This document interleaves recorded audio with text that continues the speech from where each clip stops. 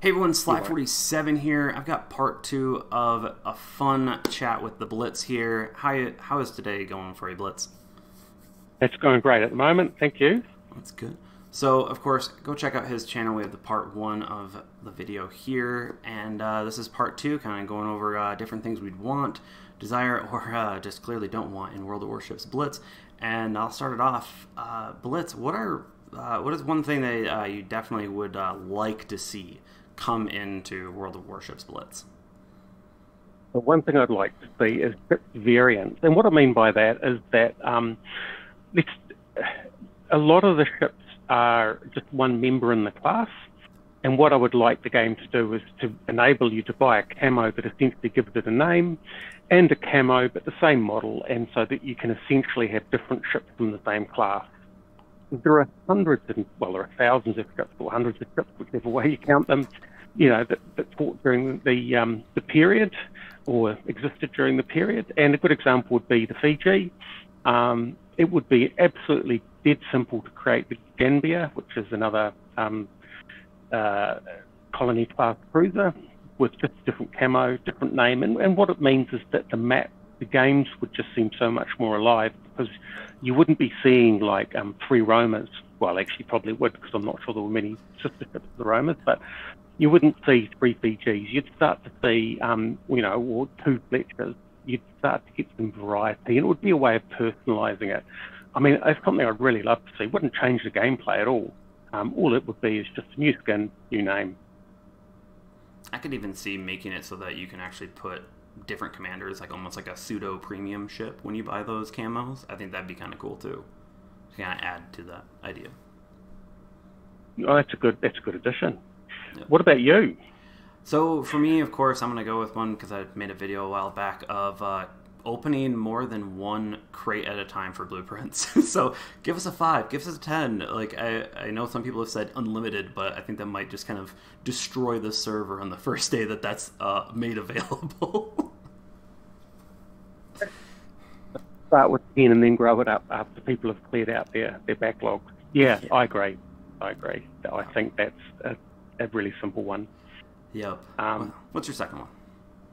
What's the second one? My second one is also one that, and this is one that I've actually suggested, which is that they should make different ports.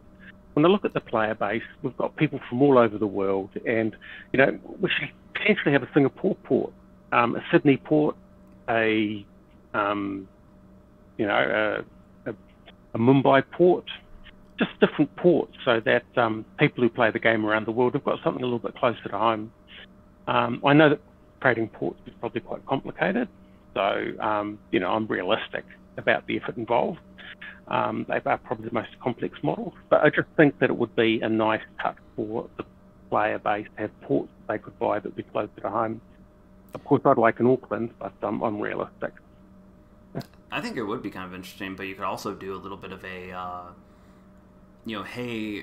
put down, there's like maybe three bundles in the store. You put down $5, and whoever wins, you get your money back if you lose. But if whoever wins, you get the port that has the most buys. So that basically it's like the community chooses and it's like, hey, I want this new port and stuff like that. It could be kind of a fun little community thing where we all could be together and be like, hey, let's just make this one happen this time and stuff like that. Or maybe with the ports, what you have is different ports, and they give you different ability. And you have a Vancouver, for example, and that gives you plus 2% range.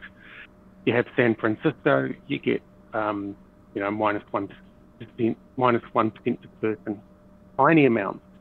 But essentially, what it means is that you've got that little bit of extra customization. A bit of a premium cost. It would be a way of just essentially monetizing. Light improvements to the ship. That could be a way of playing it.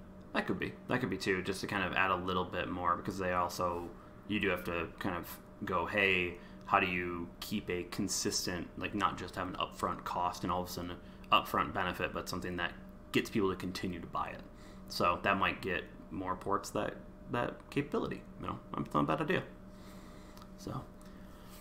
But my second one is improve the survival mode with a bunch of enhancements. I think we talked a little bit before this video, but with kind of a bit of an escort mode for this zombies style of mode from Call of Duty Zombies, and you just kind of stay around the orb, but you can use the zone area from the Battle Royale, so you actually have to stay near the orb as it moves around the map, and you obviously increase the ships, but there would be one big thing with this entire upgrade is better bots.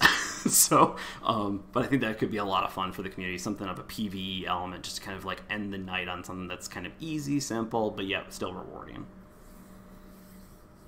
I mean, that's a really good one, actually. I think, I mean, one of my third one would be a sort of a little bit more of an operations mode. I mean, they have the sort of the campaign, but the campaign is not really that enjoyable, but more of a campaign and more of an operations mode, which they have in the PC version, and it's a great way for people to train up. But in order for that to work, I think there would need to be improvements to the AI, which I'm sure we'll get to at some point through the course of this video. Just a little bit. So that one is third? Because I play a lot of operations with my friends. When I played World of Warships on PC, we'd spend a lot of time in the operations because it was just simply the best way to, to sort of train me up safely without bringing down a whole team. Yeah, definitely. Get a little bit of trial mode of a ship and stuff like that, learn a little bit. Not bad. And then my final one would be a Tier 6 Battle Honors mission for Tier 9 and 10, specifically granting Titanium, so at least free-to-play players have access to Titanium, but it would be, I kind of call it Battlefield Domination, where you'd actually have to do damage, kills, X amount of medals, and win the game, and survive, so it's a hell of a game, but it's worth it because now you have that Titanium, so... Yeah, I'd sort of ignore Titanium. I pretend it doesn't exist. It seems to be pooling up, but it's never going to pool up enough to actually buy anything. So, yeah, a way to get Titanium that's reliable without being over the top would probably be beneficial. Yeah, just a little bit. I think that there's some free-to-play love that can happen to this game to really help out, kind of round out the experience for free-to-play and for, premium or pay-to-play players and stuff like that. So I think that's something they could really work on within that. And I think that, especially with your situations, I'm betting they could add some medals into that in order to kind of help be like, hey, you're maybe playing this in your your first 100 games or something like that. Hey, play this and you'll get a few unique elements that might help you later on and stuff. So kind of build in. Yeah. Yeah, no, it sounds. I mean, that sounds like it could be a real addition to the game. Oh, definitely. Do you have anything else or next section?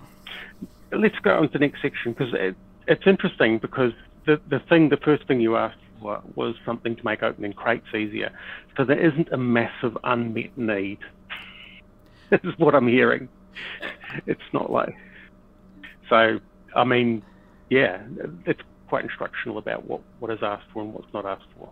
Oh yeah, I've even come up with the idea and submitted this of like basically a fire lock button that automatically fires for you, and then also an automatic ammo switch feature too.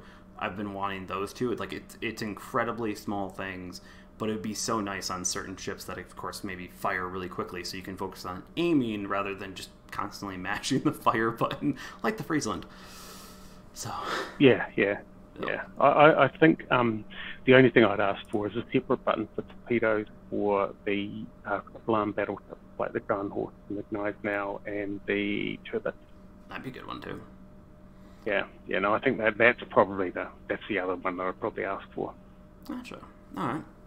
But on to the next section. What is something you like fixed about the game? What are those mission critical items that you're just like infuriate you or you just want changed? Okay, I'm going to say it. The AI, the movement of the AI ships, maybe improve their accuracy, maybe improve their torpedo firing, but definitely, please fix their movement. It is the way that they drift around. It is quite frustrating, and it means that battles against AI are not a training ground. No, that Tokyo drift that they do. It is so infuriating. Oh, I think it is. Oh, there you go. Yeah, yeah. I mean, everybody's experienced it, and it's just quite frustrating to get your guns on target and then to have it just slide out. I mean, it does mean that those ships will become even more vulnerable. Just you're going to have to compensate some other way. Give them a little bit more armor, just something else. More health, please, even. yeah. Like, yeah. Yep, or just make better AI and make it so that they actually are kind of a threat, and then, you know, of course, maybe be like, hey, at, you know, low tiers, they're very simple, they maybe fire slower, but at tier 10, that'd be kind of fun if AIs were actually pretty decent teammates, and that would actually push a lot of the players that can't play so well maybe to become better, because now they just can't curb stomp bots. Be careful what you wish for, because in the PC version, the operations AI are very effective. But they're not smart, they're just very effective because they're very accurate. So just, and it is quite possible to get quite crashed. So it would be easy to generate AI that would absolutely trash most human players. So there are games that I think we all can agree that we would much rather had a bot on our team than a real player, and that kind of says something already. What about you? What do you want to see fixed? So really, I think it's a lot of the torpedo fixes with the hitboxes. I think really that, and then kind of a mixing in crashes along with it, because the game is it can be a bit buggy at times. It feels like it sometimes gets into like this death loop where it's like when one crash happens, it just goes. It's just, you know, snowball effect. And then of course the torpedo fix. It's a lot of I've had torpedoes hit people on clear other sides of the map. I've had sometimes they hit, sometimes they don't, depending on where the hitbox was when the person was turning and everything like that. I think it's just trying to tighten that up would be a really big fix for the whole community. So I haven't really noticed the torpedo issue. That's the really strange thing. I just don't seem to have noticed it. So I'm glad it's not happening to you. Yeah. It can just be frustrating. Well, so. But what's your next one? So my next one actually is just the friend stuff. I think just making that interface. Some of the chat, some of the friends. Actually, I'm going to go with the chat. Let's please give us a button to hide the chat on the main page. World chat. Some of the stuff that comes through there is just, sorry, it's probably not appropriate for the front page of a game. So I think if I was going to choose between those, I would probably go a way to hide the chat on the main page, so that if you want to see it, if you don't want to see it, you don't have to. It's, you know, my daughter used to play, but I don't encourage her to play anymore. She's grown, so she plays other games, but I don't, I wouldn't advocate not seeing what comes through that chat sometimes. Oh, come on. How many comments on your YouTube video do you have? Like, hey, did you see the comment at this page on this particular timestamp? And it's like, oh no.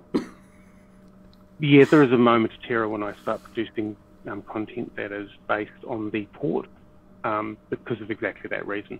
Yeah, and it happens often enough. It's quite, and that's once you see it, you can't unsee it, and the video's shot, and it's just, not pretty. Never pretty. What about you? So I actually had the Tokyo Drift problem. It's just I just hate the movement of the bots. Unless I'm grinding a non-DD ship, I just don't want to deal with bots ever. And especially with the most recent matchmaker changes, it does seem like bots are more often than not. So it's been very frustrating having to deal with that Tokyo Drift of just, oh look, they just turned on a dime. I agree. It's, that's a real struggle. And since we already kind of talked about, what's your third one? What's my third one? My third one is actually, I was going to put it up there, but I discovered the other day it was fixed, and that was the return to base bug, or exploit used for torpedoes. I complained about it in the community contributor Discord, and someone said, no, it got fixed 6 months ago. And then I went out to the carrier out for the first time in a couple of years, tried it, and indeed it seems to be fixed. This was where someone could do a return to base, and instantly then go into a torpedo strike, and what it would do is reset all the movement. It seems to have been fixed. So my third one is actually something that's been done. But I'll put it out there because it was super, super frustrating to have an exploit that was, out there for such a period of time. It just made life difficult because carriers, it was too easy to target destroyers. I don't know what it's like at the moment. I think they can still, good people can still target destroyers, but I don't think it's quite the same mayhem. Maybe some of the comments coming in would tell us. I think now it's generally fixed, but I think realistically we need I can't remember who exactly suggested it actually on the CC Discord of a redo of all of the detection areas for all the DDs, just because it's just so easy for DDs to get first spotted, and then second they just get targeted and are gone within the first 2 minutes of the map, and it's not really that fun, especially when you have a DD that doesn't have any AA. So yeah, I don't think AA makes much difference if the carrier's determined, to be fair. Unless you're in Worcester. Yeah. But yeah, I think DDs do get a little bit targeted, and maybe some tweaks to make it a little bit harder to slam DDs at the start. Would be nice. Spotting them, fair game. But bigger ships would be easier targets for aerial bombardment. Yeah. I still see occasionally a DD nuked within the first wave of the game just because carrier knows what they're doing, and that DD has no chance. So it's just sometimes you have to deal with your fate. Yeah. So that was, yeah. I think the last thing for me is the Battle Pass opening. It should be more animated, and also all items should be able to be grabbed at the end of the month within one button or automatically deposited in your inventory. So I think there's a lot of other games where the Blitz or the Battle Pass makes you feel like you're constantly moving forward. There's an animation to it. It's really fun. There's not so many clicks to it like there is in Blitz, to kind of just make it a little bit more of a coherent and fun experience for users, instead of just, I'm just got to go in there and click, just going back and forth between rewards, and it's annoying. I would, I'd agree with that. It is, opening those Blitz passes is terrible. It's just event, there's a lot of OK buttons for stuff that you've got. You get a commander from the crate, it's okay. You've gone up level, it's okay. We don't need to acknowledge that stuff. Just give it to us. And I agree. When the Blitz pass ends at the end of the month, I always leave camos behind because I just don't pull them down unless I need them. But yeah, it would be nice if it just dumped them out and said, "Here's the rewards you haven't picked up yet." Oh yeah, that's just so much. So many unnecessary clicks, and as a developer, that is something you want to strive to remove. So it's just in a game, when you see it, you're just like, why? Why does this exist? It should just be, hey, look, you just got this reward. Like, literally a second after, it disappeared. Like, it just fades away. That could be the really easy fix for it. Yeah, I agree. So, alright, do you have any other things you'd want to get fixed in the game, or those are just your top three? I think those are the top three, and I think, to be fair, there's a lot of it's small stuff. It's interface stuff. It's the amount of clicking stuff. It's not foundational stuff, and that's quite a good place to be, really. Yeah, it is. It's a very good place to be. I think Blitz, no matter what, is actually in a pretty good place, balance-wise, gameplay-wise. I think there's just a few things that if they ironed them out, be near perfect, be near good, and then we can complain about even smaller things. Fair enough. Yep. So, on to the next section. What are 3 things you just don't want to see? Like, just keep them away, don't do anything with them. So what's your first one? So the first one would probably be, and this is looking at some of the other games, particularly the PC version, I would stay away from, and I'll put it out there, I'd stay away from submarines. This game is too small, too fast. It's just Submarines are a waiting game. It's quite a different play style. It may work in the PC where you got 20 minutes for a game, but in the Blitz, sort of, the 7 minutes for Carnage just doesn't have a place. So I hope that they don't go there, because I don't feel it would really fit with the overall style of the game. I can completely agree with you. I've had a few people ask me on stream, just being like, "Hey, what do you think that subs will ever come into the game?" I'm like, I have a feeling either they're gonna come in, they're gonna be just so overpowered, or they're gonna be functionally useless just to how the game runs, how the balance is, how everything works. It's just because everyone has heals, everyone has all these different abilities. Now subs, it's very much okay. What abilities do you give them that allow them to win over others? And then, does every ship have depth charges to take them out? Does everything work against them? How do you balance in a 7-minute game with the ship that's meant to be all about positions and sitting in one position, or kind of being the sneaky one? And those sneaky ships in this game are already bad. Yeah, and to be fair, I don't think there's much threat of subs coming in, because the torpedo damage would have to be so adjusted it would change the entire nature of the game. Torpedoes don't do enough damage. So if you've got 4 tubes, on a sub, and you get hit by a spread of 4 torpedoes by surprise, just leave the area and you're done. Yep, exactly. So,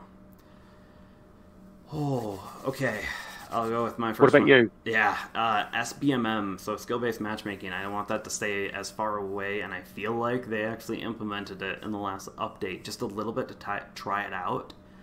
And what it is basically bucketing how good you are with other players in terms of a skill, breaking it down to one number, and then all of a sudden, okay, now you can only play with people within a certain subset of those numbers. And to me, it's the fun of World of Warships, and really the World of series is the complete randomness.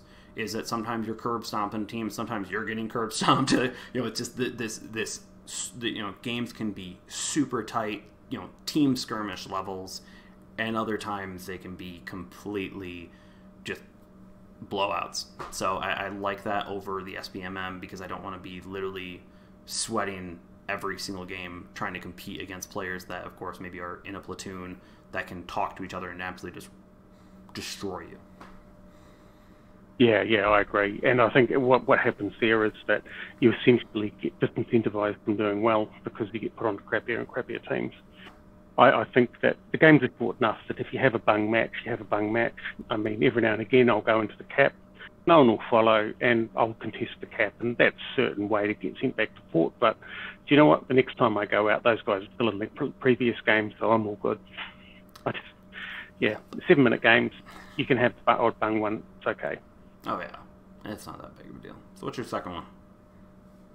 So the second one is probably, again, looking at the PC stuff, is the carrier. I think I wouldn't like to see a carrier rework. It is quite a different game, and I think that the time in transit, the fact that you can get multiple squadrons doing stuff means that those 7-minute games means it's worthwhile for a carrier. I wouldn't like to see anything, although I like the actual visuals of the carriers in the PC game. I just don't think it would fit with Blitz. All that time in transit in the aircraft, essentially, in a 7-minute game, I don't think it would work. I'm not sure that they're ever going to plan to go down that way, but I just want to get it on the record. I think also it'd be just a fundamental change to how the whole thing works already, and it just would be a lot to go in on this late in the game. I almost want to say, it's like kind of made sense when the PC version did it, but if they were like, hey, we're going to redo it now in PC, I'm like, that's a substantial overhaul. Yeah. So yeah, and I think the balance is very good in the Blitz game. I mean, when we talk to different community contributors, they all have different favourite ships. I mean, even you and I with the Megami, we have different ways of playing it, and we probably don't get massively different results. So the balance is quite good, and for something that big would put that quite fine-tuned balance at quite substantial risk. So I just think that the game is pretty good the way it is, and adding content, adding game modes is the way to go, rather than trying to, sort of muck around in the core of it. Yeah, also I know a lot of people want to kind of do I think on PC you can like direct the AA more on one side than the other, kind of giving players a little bit more control over the AA. That could also be a kind of a benefit to kind of make it so that maybe you don't need to rework carriers as much as giving the players more control over the capabilities of their AA. Yeah, or having the AA disrupt the attacks so that they aren't as accurate, and that way you don't get rewarded as much for going after heavy clusters of AA, because your torpedo spreads won't be as tight. I actually think PC, the AA defense actually does that. Doesn't it? Okay. It makes the spread a little wider? I think it used to. Used to, but, okay. I'm not sure at the moment. I haven't played PC in years, so don't take don't take it. So, or don't take my advice for it. If I can say it, talk today. Can't at all. So, I think my second one that I don't want to see is horrible crates, like the Brawler crate that I see so often, where you just have so little chance in the store to even get anything, and then you have so many rewards in there that it makes it like, okay, cool. I could, if I want this one ship, it's now in the, the 10,000th try I have a chance of getting it.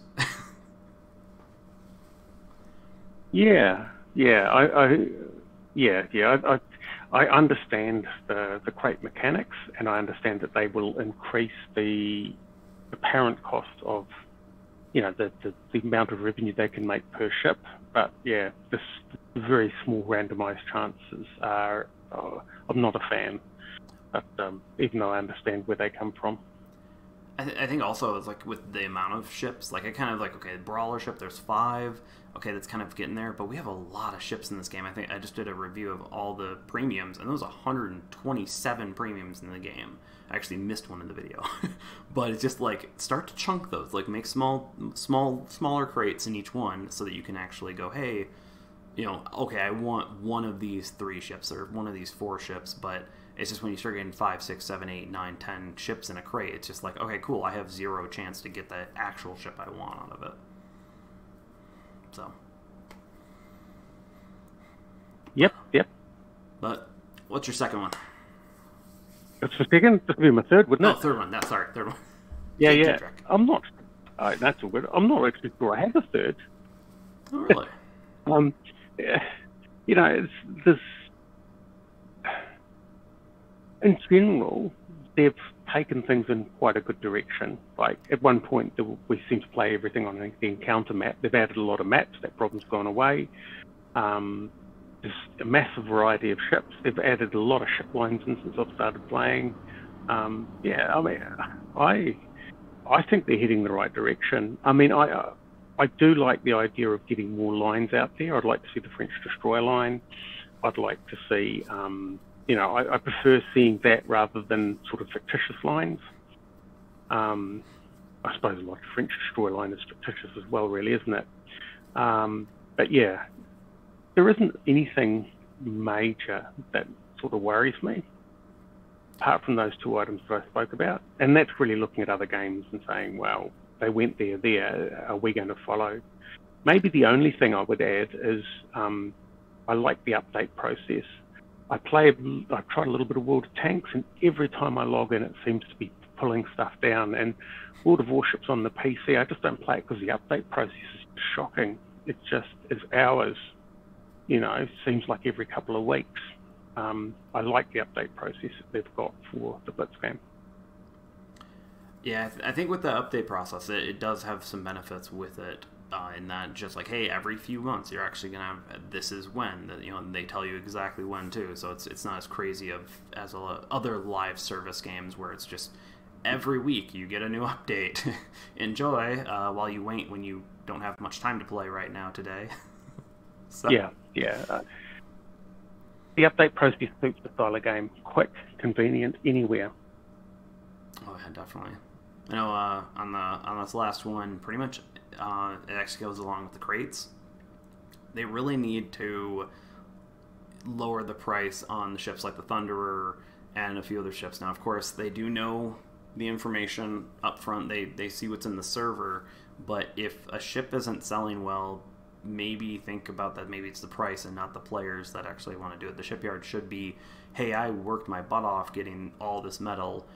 it shouldn't be like, especially the Thunder. I could see it for 70 titanium. That makes sense. It's a tier 10. Make it, make it an unobtainium resource. But if you happen to have it, awesome.